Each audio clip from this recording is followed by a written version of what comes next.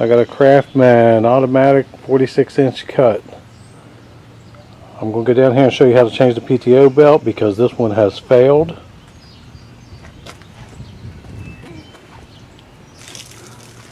This is what the tractor looks like. Just give you a quick overview here. Just let the deck all the way down to the ground.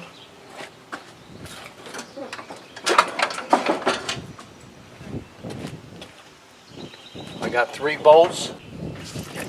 I'm going to remove this cover right here that protects the PTO belt and the deck belt.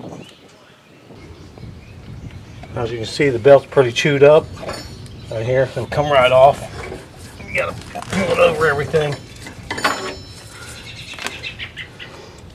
This is a double pulley.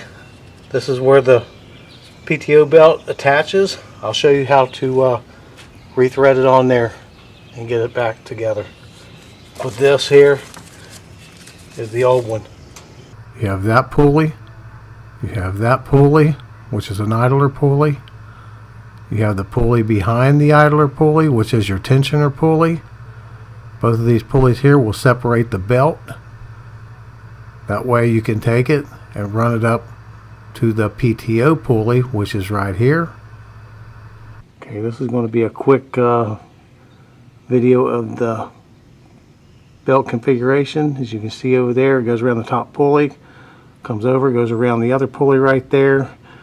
That would be one belt headed up toward the PTO. The other part of the belt goes back and around that pulley right there, which is the tensioner pulley, I do believe.